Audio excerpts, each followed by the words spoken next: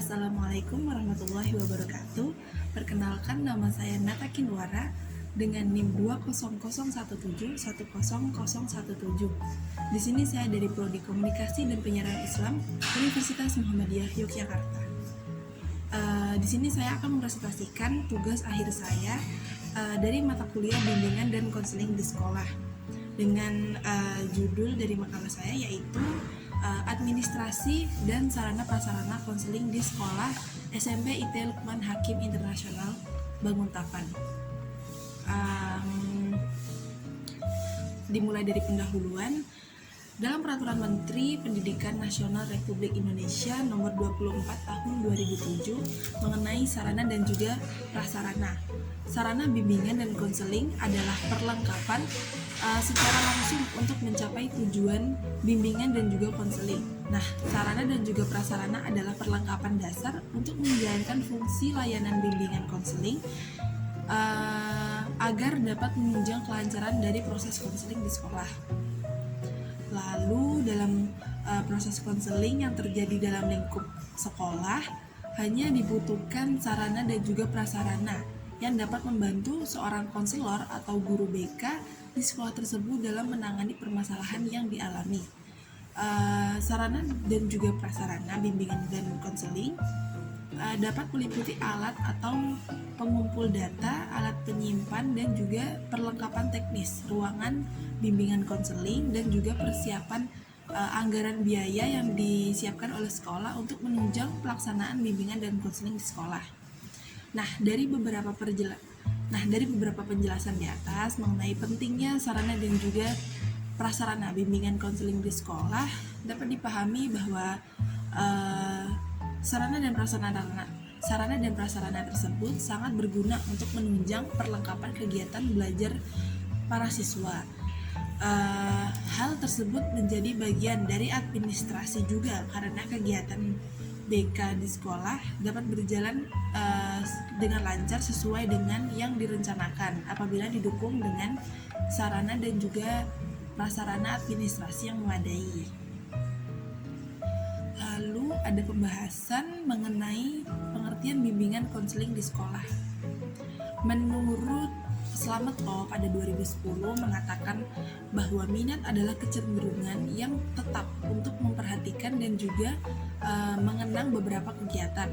Konselor berusaha membangkitkan minat siswa dalam mengikuti kegiatan bimbingan konseling. Nah, minat siswa untuk memanfaatkan layanan konseling diperlukan untuk meningkatkan dan juga meluruskan pengetahuan mengenai aspek dan aktivitas dalam layanan konseling agar siswa memanfaatkan layanan konseling apabila mengalami kesulitan atau masalah dalam proses belajar. BK di sekolah dapat membentuk pribadi yang berhubungan dengan sosial dan juga mempunyai tingkah laku yang baik di rumah, di sekolah, dan juga dalam masyarakat luas untuk menjunjung tinggi tata krama serta sopan santun.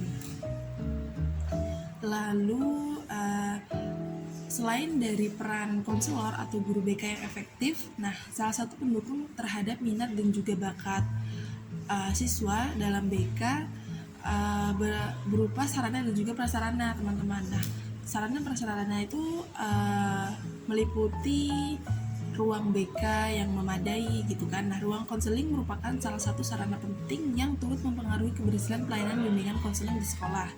Menurut Sukardi pada 2010 mengatakan bahwa kegiatan layanan BK di sekolah akan berjalan dengan lancar sesuai yang apa diinginkan atau direncanakan apabila didukung oleh sarana dan juga prasarana yang memadai. Nah, untuk keperluan kegiatan pemberian bantuan kepada siswa, khususnya dalam rangka pelaksanaan layanan BK, diperlukan ruangan khusus untuk perlengkapan yang memadai dan juga nyaman, meskipun wujudnya sangat sederhana, menurut Fadilah pada 2020. Lalu selain membahas sarana dan juga prasarana, kita juga akan membahas administrasi bimbingan konseling di sekolah. Nah, di sini ada menurut Ira Cisyanti Dewi pada 2011 dalam buku Pengantar Administrasi mengatakan bahwa administrasi memiliki pengertian dalam arti yaitu sebagai pekerjaan tertulis atau menulis ketatausahaan atau kesekretariatan. Nah, meliputi kegiatan menerima, mencatat, menghimpun, mengolah, dan mengadakan, mengirim, serta menyimpan data.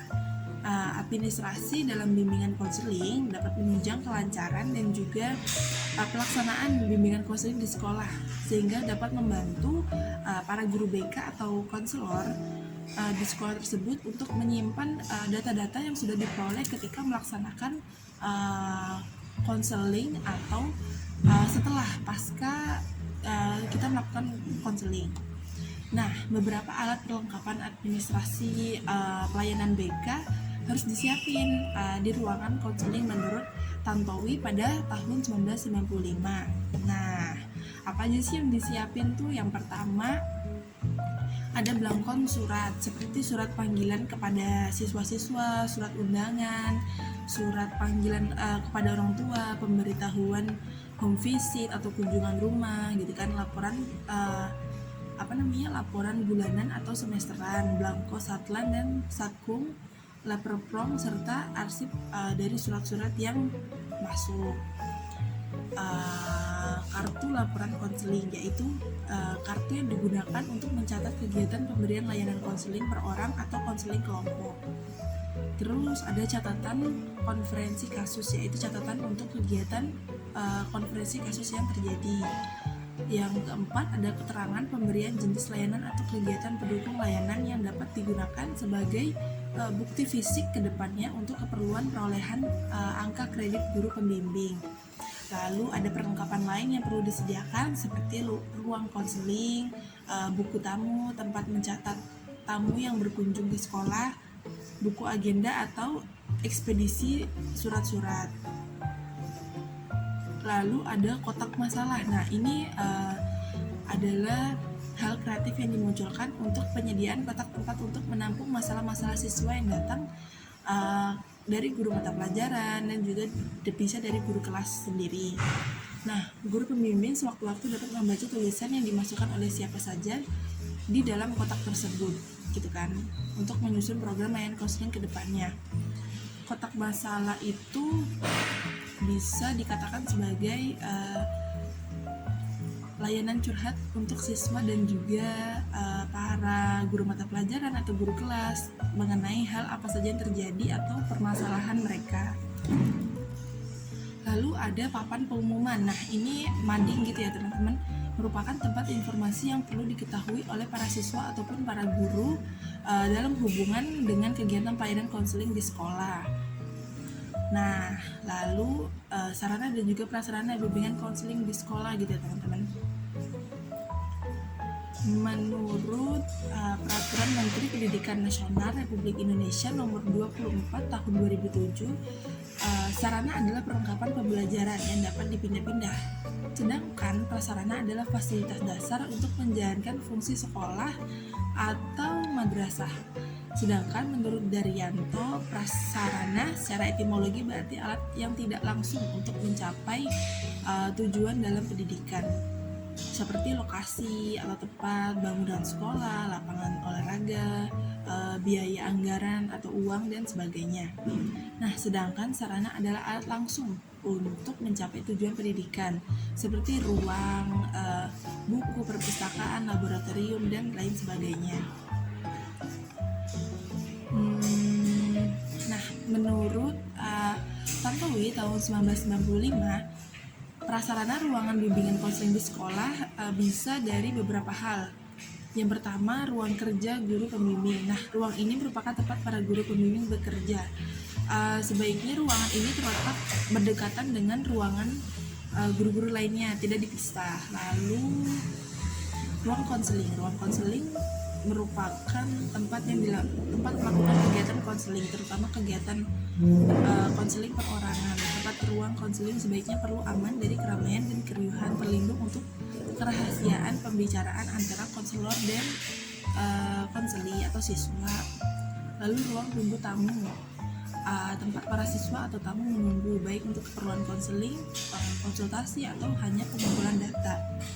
Nah, di ruang ini sebaiknya disediakan bahan bacaan ringan untuk para tamu, brosur atau leaflet berisi informasi atau pengumuman. Bisa juga diisi-isi sama majalah.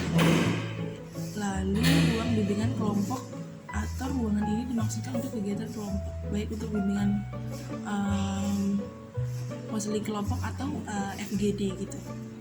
Lalu ruangan perlengkapan atau dokumentasi. Nah, ruang tempat menyimpan data atau informasi yang digunakan dalam pemberian layanan konseling. Nah, ruang ini dapat juga berfungsi sebagai tempat menyimpan alat-alat atau instrumen konseling. Nah, yang setiap saat mudah dijangkau oleh guru pembimbing untuk keperluan BK dan juga administrasi.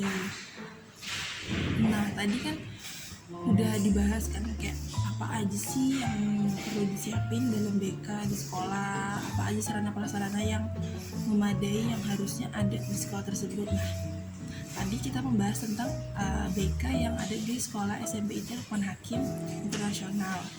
Gimana sih hasil wawancaranya gitu kan? Nah, di sini saya melakukan wawancara pada hari Rabu tanggal 5 April 2023 dengan guru BK di SMP IT Lukman Hakim Internasional yang berada di Banguntapan, Kota Yogyakarta.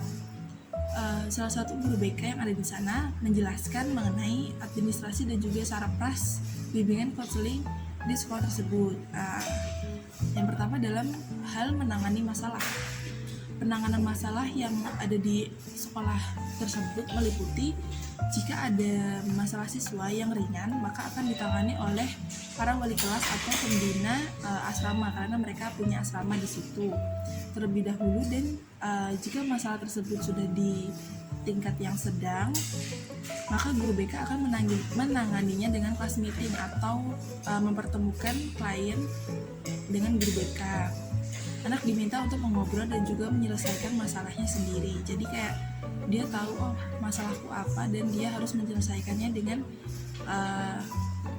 pikiran dia sendiri. Jika masalah yang dihadapi tergolong berat, maka guru BK akan menindaklanjutinya dengan prosedur atau alat ukur yang tersedia, bahkan jika dibutuhkan rujuk dari pihak luar, seperti menjalin kerjasama dengan psikiater atau rumah sakit, kepolisian, seperti itu. Lalu pada sekolah tersebut terdapat satu ruang guru BK. Nah, tapi satu ruang itu dibagi menjadi dua bilik yang cukup besar. Yang pertama bilik untuk menyimpan data-data atau tempat administrasi yang dibutuhkan untuk atau diperoleh dari proses konseling. Jadi satu ruangan itu untuk guru BK untuk menyimpan arsip-arsip siswa. Nah, bilik dan ruangan kedua digunakan untuk pelaksanaan bimbingan konseling, teman-teman. Tetapi jika ingin melakukan bimbingan konseling kelompok pada SMP IT Lukman Hakim Internasional sering dilakukan di ruang perpustakaan sekolah yang ada di sebelah ruang BK. Nah, untuk informasi aja, ruangan BK di sekolah SMP IT itu keren sih. Kayak menurut aku tuh kayak cukup luas dengan beberapa kursi, dengan tembok yang dicat zigzag dengan colorful. Itu membuat suasana yang fun, ceria di dalam ruangan BK gitu kan. Kayak udah memadai sih. Lalu yang C, terdapat alat tes psikologi berupa tes IQ, daya belajar dan juga daya ingat untuk siswanya dari kelas 7, 8, dan 9. Nah, dalam administrasi juga terdapat soft file yang terdiri dari rekam medik siswa, verbatim dari berbagai proses konseling itu diarsipin, terus catatan pelanggaran yang terjadi serta konsekuensi yang dilakukan. Jadi kayak setiap pelanggaran mau ringan, sedang, berat itu semua dicatat di arsip atau di administrasi itu tercatat gitu. Lalu ruangan yang dipakai sebagai ruang konseling terlihat cukup menarik. Nah, ini yang tadi kita bahas. Guru BK di sekolah tersebut mendesain agar kesan yang ditimbulkan dalam perasaan ceria, tidak seperti ruang kosong yang penuh dengan rasa takut. Jadi agar siswanya itu tidak merasa takut dipanggil guru BK. Kan guru BK rasanya kayak apalagi di sekolahku kayak polisi sekolah gitu kan. Tapi di SMP ini malah seperti bestie teman gitu guru BK-nya. Jadi kayak guru BK-nya yang humble, ceria, ditambah ruangannya yang colorful, yang asik sih, seru gitu kan, sirkulasi udaranya baik. Jadi perasaannya tuh kalau dipanggil guru BK ya nggak kenapa-napa, cuman mau curhat doang gitu. Lalu yang F, pemilihan meja dan juga kursi yang dipakai dalam ruangan tersebut terkesan kekinian. Terdapat 1 buah meja dan 5 buah kursi di dalamnya. Nah, tadi yang aku bilang kursinya tuh kecil kayak kursi-kursi kafe gitu. Jadi kayak dipanggil guru BK rasanya nongkrong gitu kali ya. 1 buah meja ini cukup besar, di mejanya juga ada kalender, ada Al-Quran gitu kan. Jadi nyaman ruangannya. Lalu pemilihan warna tembok pada ruangan tersebut juga colorful dengan motif zigzag dan abstrak, menjadikan ruangan BK tersebut terlihat luas dan nyaman. Nah, tadi yang kita bahas ya. Terus terdapat 1 buah kalender dan Al-Quran di atas mejanya. Nah, tadi yang saya sebutkan, jadi kayak main gitu, main ke ruang guru tapi nyaman gitu ya. Terus dalam 1 ruang BK tersebut terdapat 2 bilik yang diantaranya terdapat 1 kipas angin tembok gitu kan. Jadi nggak pengap gitu, sirkulasi udara baik, ada kipas angin, lampu terang gitu kan. Sirkulasi udara di ruangan BK tersebut tidak pengap karena pemilihan warna dan corak tembok yang memberi kesan luas serta ada tambahan kipas angin gitu. Lalu terdapat 1 pintu yang digunakan dan pintu tersebut selalu dibuka dengan tujuan agar siswa tidak sungkan untuk masuk dan berkunjung ke ruang BK gitu. Kursi kekinian, walaupun cuma ada 1 pintu kan, standarnya 2, tapi 1 pintu itu selalu dibuka biar kayak anak-anak nggak cemas atau takut untuk berkunjung ke ruang BK. Nah, suasana sekolah tersebut juga memberikan suasana yang ceria gitu kan, karena banyak hiasan yang dipasang di teras setiap ruangan. Jadi kayak kerajinan dari botol-botol plastik itu mereka susun, mereka taruh di di halamannya, di teras kelasnya gitu. Banyak sekali hiasan-hiasan atau kerajinan yang dibikin oleh siswanya. Jadi sekolahnya tuh adem, warna hijau, banyak hiasan. Jadi seru pas berkunjung ke sana. Terus pada ruang administrasi terdapat ATK dan juga lemari untuk menyimpan file siswa. Nah, itu penting ya untuk menunjang kreativitas siswa di sekolah. Sekolah memfasilitasi beberapa perangkat untuk menunjang prasarana konseling. Nah, contohnya ada mainan.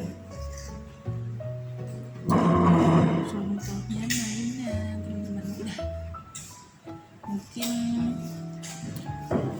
cukup sekian presentasi dari makalah UAS yang saya buat. Mungkin di akhir bisa saya tambahin foto. Teman-teman penasaran gimana sih ruang BK yang ceria, atau mana sih kursi yang kekinian gitu, nanti bisa dilihat di akhir video, ada fotonya, teman-teman bisa lihat dan seru banget gitu. Cukup sekian, terima kasih yang sudah menonton. Jadi Nata mohon pamit. Assalamualaikum warahmatullahi wabarakatuh. Dadah.